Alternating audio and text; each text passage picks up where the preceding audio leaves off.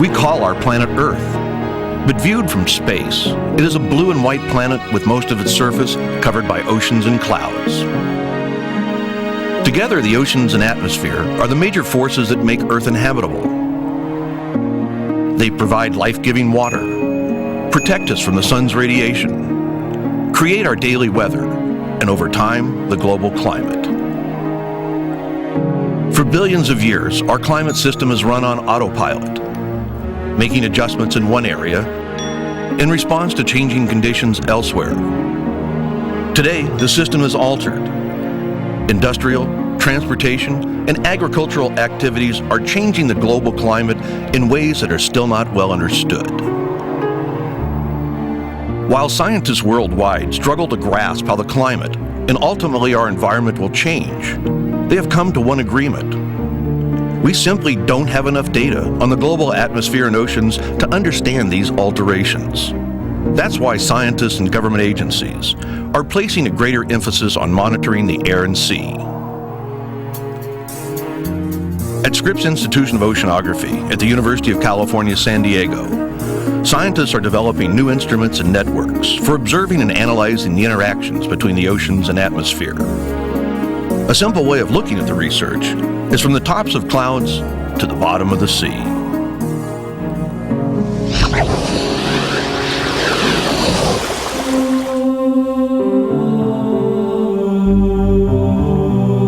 Much of the ocean's activity takes place far away from land and beneath the sea surface. Research ships can gather important scientific information, but are restricted to short-term measurements in a very limited number of locations. Even from high above, remote sensing instruments on satellites can only see the ocean's surface. The key to assessing the ocean's deeper secrets is to put scientific instruments below the surface.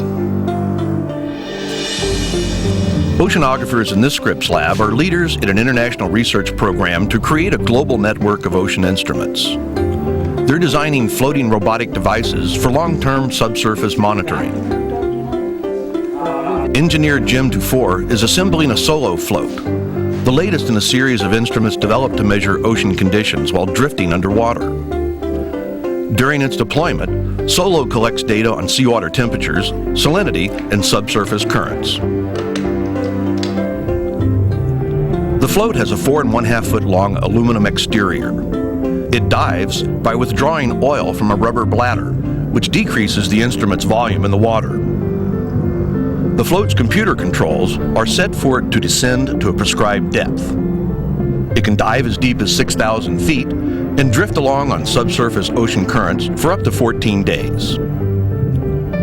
When it's time to ascend, oil is pumped back into the bladder, increasing the float's volume and causing it to rise. As it ascends, it records the ocean pressure, temperature, and salinity, collecting an up-to-date profile of ocean conditions. At the surface, the float makes radio contact.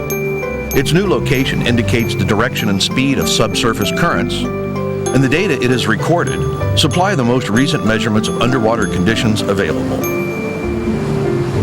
After a short period, the float is ready for another dive, a process that it will repeat for up to 5 years. 20 nations have deployed more than 1,500 floats in an international program called Argo, and another 1,500 are underway, supplying ocean data for research and marine operations worldwide. It's daybreak at Scripps' marine facilities on San Diego Bay. Research vessel Robert Gordon Sproul warms up its engines as scientists from the float lab come aboard. They're headed offshore San Diego for the day to launch another type of device for ocean monitoring.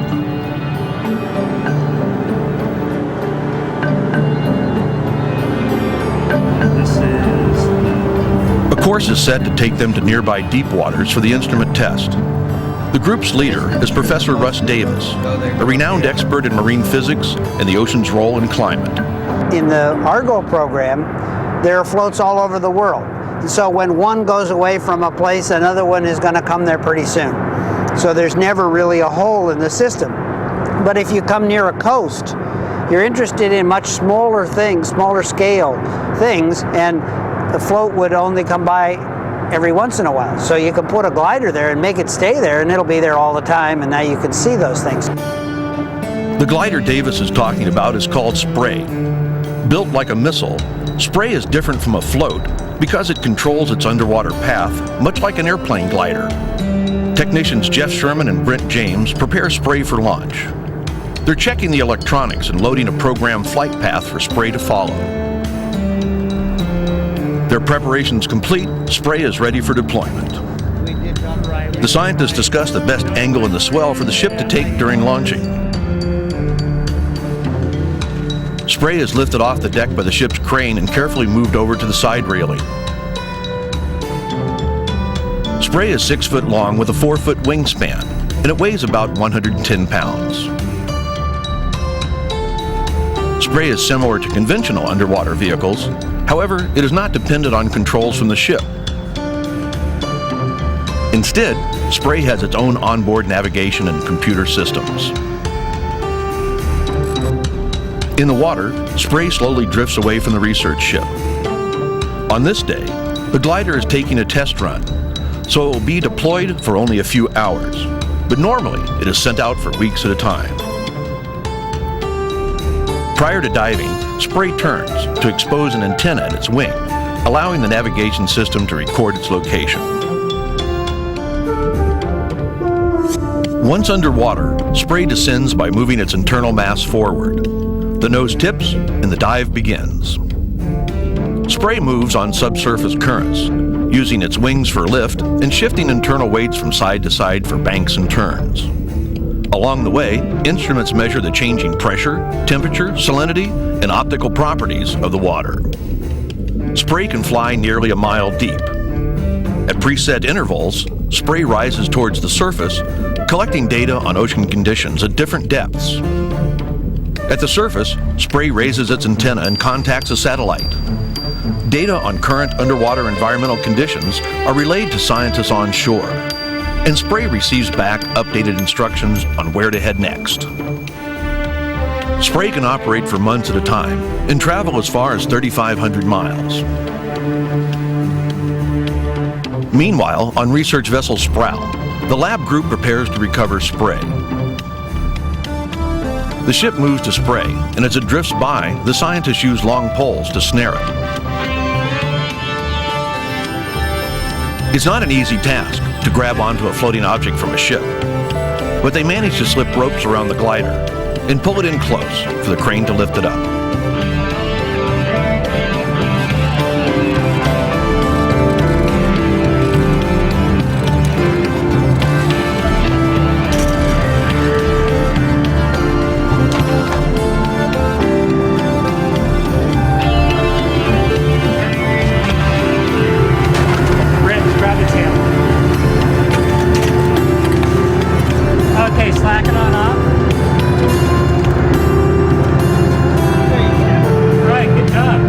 The development of automated instruments for long-term data collection allows scientists to monitor ocean depths on a global scale for the first time. Such details will not only help scientists better understand the oceans, but the weather and climate as well. I think mostly we're just trying to make it possible to make more and more varied observations in the ocean. And in order to do that, you have to make things more economical than operating from a ship. And these vehicles all provide you the opportunity to stay at sea for a long time for a small fraction of what it costs to keep a ship at sea. They can only make limited observations. We're trying to learn what observations they can make well, but they won't be as sophisticated as the ones you can make from ships, but they can be in many places for a long time at a low cost. And that's basically the idea behind both the floats and the gliders. The use of autonomous underwater vehicles promises to revolutionize how the ocean beneath the surface is investigated.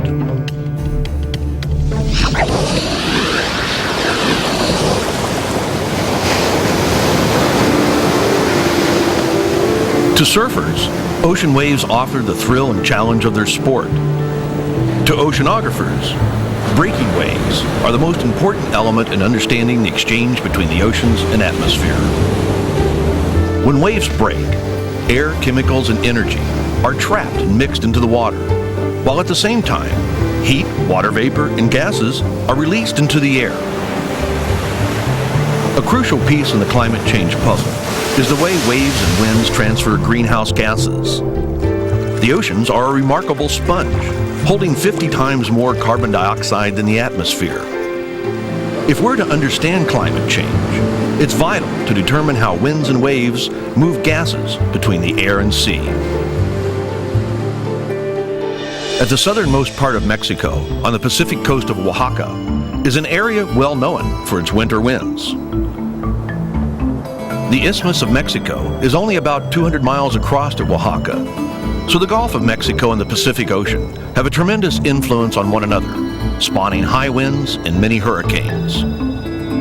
That's why a group of oceanographers and atmospheric scientists are here conducting an experiment to analyze ocean surface waves. Professor Ken Melville of Scripps is one of the project leaders.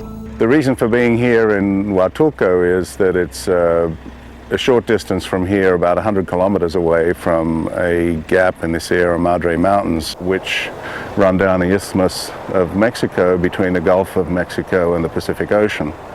And when you get a significant atmospheric pressure difference between the Gulf and the Pacific, then winds can blow through the mountain passes, reaching speeds of maybe 60 knots or more, and blow out over the Pacific for distances of the order of 500 kilometers. It's extremely difficult to study winds and ocean mixing because the conditions vary enormously over time and space. So scientists make detailed measurements in specific locations and then apply their findings to computer models and climate forecasts. The key is to account for the chaotic nature of wind. Professor Carl Freehe of the University of California, Irvine explains. The wind over the ocean is usually turbulent, and the turbulence is a great mixer and helps impart the energy to the ocean. So not only measure the mean wind, we measure the gusts, the turbulence as well. They've brought with them a specially outfitted C-130 airplane operated by the National Center for Atmospheric Research for the National Science Foundation. Freehe explains it's equipped with a variety of instruments to measure the oceans and atmosphere. Here is the radome, the nose of the aircraft. It's plastic so that inside the weather radar can propagate through it. These 5 holes measure the gust of wind as we fly along. The wind with the air temperature gives us a measure of the thermal energy exchange as we fly along at 100 feet between the atmosphere and the ocean. These 2 items are a way to measure humidity in the air. This is an inlet to take in the air as we fly along into chemical analysis instruments. This pod contains the probes that measure directly as we fly along number of aerosol particles. Radiometers to pick up the radiative energy being emitted by the ocean and reflected. And then we have a special radiometer that measures the sea surface temperature. We have a radar altimeter to give us the exact height over the ocean. Then Ken Melville has his video cameras and infrared cameras looking down at the breaking waves. You see that little white post, then behind that are the upward-looking radiometer sensors for solar radiation, infrared radiation, ultraviolet radiation. So between the ones on the top looking up and the ones on the bottom looking down, we can measure the net radiation as we fly along at our flight level. It's early morning and time for the C-130 to take off.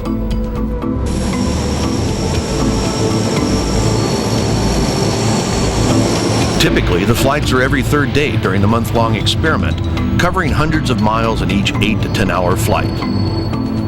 The plane flies out over the resort town of Hualtuco and the Bay of Tehuantepec into blue tropical skies. On board, Melville directs the flight itinerary based on observations of the evolving wind conditions. Most of the flight time is spent over the water, flying back and forth over areas of interest from 100 to 5,000 feet, so that comparisons can be made at different altitudes. Very dry and a little marine layer right near the surface. The plane's fuselage is lined with equipment and workstations connected to the instruments on the exterior. Real-time observations can be made, and computers record the information for later analysis. Their aim is to operate like a weather station, flying through the air-sea interface. They are particularly interested in the way the wind generates waves and the mixing of the ocean's surface. Such direct observations are difficult to make from a ship, and satellites travel too high. Airplanes and cameras, however, offer a close-up look at the transfer of energy between the atmosphere and ocean. A downward-looking laser device provided by NASA measures the height of waves as the plane flies along. This information is then correlated with the camera images. The experiment is also an opportunity for training. Scripps graduate students Leonel Romero and Jessica Kleiss are members of the team and learning how to use the field instrumentation. The scientists also employ instruments dropped from the airplane for collecting data in the upper ocean. Scripps engineer Jim Laswell prepares a probe by activating a transmitter that will send data back to the plane. Once the probe hits the surface, it continually measures ocean temperatures as it sinks to 300 feet deep. A goal of Melville's research is to resolve how waves in the open ocean should be characterized in computer models. Typically, the ocean is considered as flat in these models because the turbulent surface is so hard to characterize. Data from this experiment will help scientists to make wave forecasts more accurate. The experiment also gave Mexican scientists a look at how high wind conditions over the oceans can develop into hurricanes or tropical cyclones. Michael Rosengass, director of the Mexican Weather Service, explains. Mexico is very affected by tropical cyclones, and tropical cyclones have to do with take their energy from the surface of the water. So knowing what the regular surface of the water is and the anomalies that this surface of the water, this temperature of the surface of the water can have, helps us decide if we are having a normal climatological year, what could be considered normal, or if we're having some anomalies, special anomalies. The research conducted here in Oaxaca will not only help scientists evaluate ocean conditions that lead to hurricanes, but will also provide a better understanding of air-sea interactions worldwide.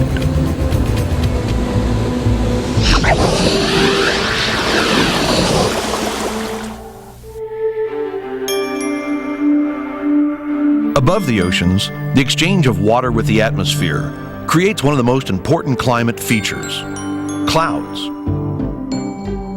Clouds distribute water around the planet and regulate temperatures by moderating solar heating. This energy balance gives us a moderate climate, but a change in clouds is threatening to upset this stability. The culprit is air pollution. When pollution mixes into clouds, it forms the brown haze common over most major cities. What is less known is that brown clouds are now scattered over the entire globe, the effects of which on climate, agriculture, and human health are emerging as major environmental issues. The Indian Ocean illustrates one of the major problems of air pollution. To the south is Antarctica. Isolated, unpopulated, and relatively pristine, it has the cleanest air on Earth. To the north are India and Asia, with more than 4 billion people concentrated in urban areas that produce massive air pollution. The two air masses converge near the equator over a vast open ocean. Where the air masses meet, they rise into the upper atmosphere. The problem occurs when pollution, mostly sulfur dioxide, black carbon, and other aerosols from industry, transportation, and incomplete burning, moves in from the north and produces brown clouds that eventually spread around the globe. That's why a group of Scripps atmospheric scientists have come to the Maldives, a nation of 1,200 coral islands just south of India. They're studying the impact of air pollution on climate in one of the most beautiful locations in the world.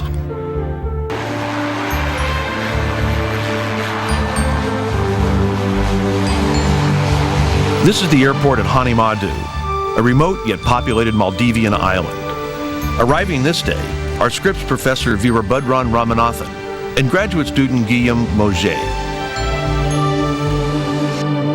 Ramanathan is a leading expert on clouds and their effects on climate. They've chosen Honeymud because it's hundreds of miles away from sources of air pollution. About 800 people live here, subsisting primarily on fishing. There are no tourist facilities, so the scientists are staying in the local homes. In the midst of a thick jungle, Ramanathan and his team have overseen construction of an elaborate meteorological station funded by the National Oceanic and Atmospheric Administration. It's one of more than a dozen brown cloud observatories to be built around Asia and the Pacific Ocean. This particular observatory, it's a window to the air coming from most of Africa, Asia, and also southern oceans. Ramanathan's past research in the Indian Ocean has shown that pollution particles reduce the amount of sunlight that reaches the surface and lowers rainfall, not just in the tropics, but globally as well. They've set up instruments atop a 200-foot tower to monitor environmental conditions. There are two instruments through telescopes looking directly at the sunlight, and we will know how much the particles are blocking the sunlight. And then we have three different instruments here looking at sunlight or solar radiation in different wavelengths, looking at radiation coming from around the sky and then directly coming from sunlight. This is one of the main instruments we have to look at the quality of the air and the chemical composition of the particles coming from South Asia. Basically, the air is taken through this inlet, and then it goes through these various pipes to these 8 filters. We basically have filters there, and then we take these filters and analyze them. This instrument looks directly at the sun, and by looking at how much of the sunlight is blocked by particles, it gives an exact measure of the total number of particles in the air. This is the main inlet pipe through which we draw aerosols. Basically, we suck the particles using a pump, and then it goes all the way down to the observatory below. In the lab, graduate student Matthew Spencer describes the system. And what we have here is a Y where we have various instrumentation sampling different aspects of the aerosols that are coming in from outside. The instruments determine a particle's size, its concentration, and chemical composition, as well as its ability to form rain droplets. In another part of the lab, graduate student John Holacek works with a one-of-a-kind portable mass spectrometer developed at Scripps. The inlet is here. It goes into a vacuum, so we pump away most of the gas. Aerosols have enough mass, inertia, that they keep going straight. We have 2 small continuous lasers. Particles pass through one laser, light is scattered, we collect that light, particle keeps traveling, passes through a second laser here, so we create positively charged and negatively charged particles, or ions, that would then accelerate in an electric field. So positive ions are going one way and negative ions are going the other way. Based on the time of flight, we get information about the mass, which tells us about the composition. Lennart Granat of Stockholm University analyzes some of the air filters that show the effects of pollution.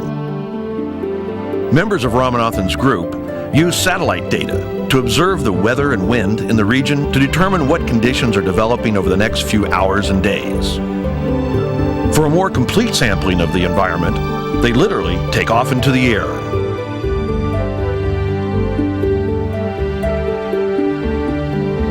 Ramanathan and Mojay are back at the Honeymud Airport, where the commercial airplane has been converted to science use. They take off for a 5 to 6 hour flight to measure and sample atmospheric conditions. On board, some of the seats have been removed to allow for an instrument rack connected to radiation sensors and devices for collecting air particles.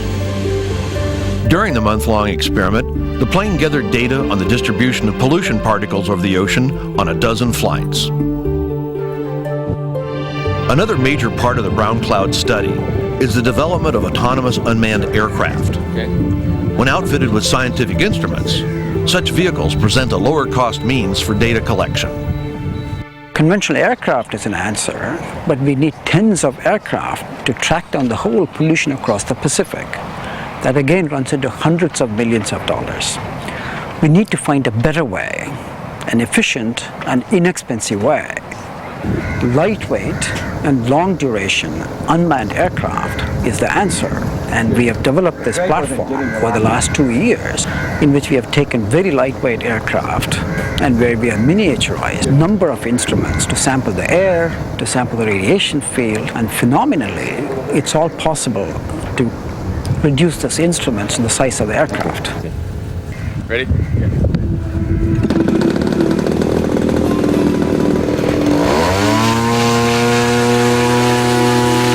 The aircraft is about 6 feet long, has a wingspan of 11 feet, and weighs about 80 pounds. The scientists lift it up onto a van where it fits into a launch cradle. The plane is designed to take off and land on almost any hard surface. Here at Honeymud, the airport is available for launching. The plane's engine is running, and when the van reaches a critical speed, the aircraft is released. It quickly climbs.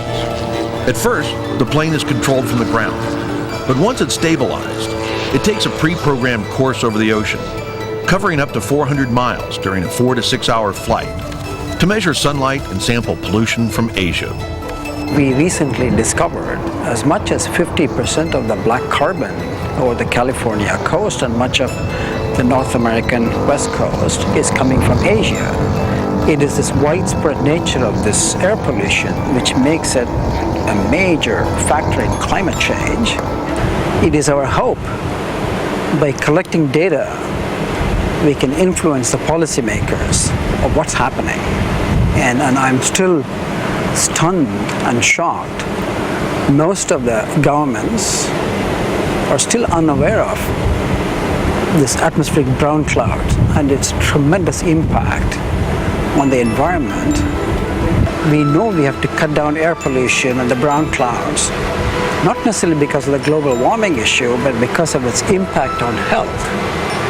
We have no other choice because they are known to cause millions of deaths worldwide. Studies of atmospheric brown clouds in Asia will help us understand the long-range transport of air pollution and its effects around the globe. These 3 projects, probing the ocean beneath the surface, examining the dynamics of the air-sea interface, and investigating the effects of air pollution, are examples of how oceanographers and atmospheric scientists at Scripps Institution of Oceanography are striving to better understand our changing environment. But in a broader context, their work, which cuts across national boundaries, is a means for moving scientific findings into the real world to help citizens and policymakers arrive at informed decisions about our future on an international basis. Clearly, the work of these scientists and many others shows that environmental problems cannot be fully contained or cured within the borders of a single nation.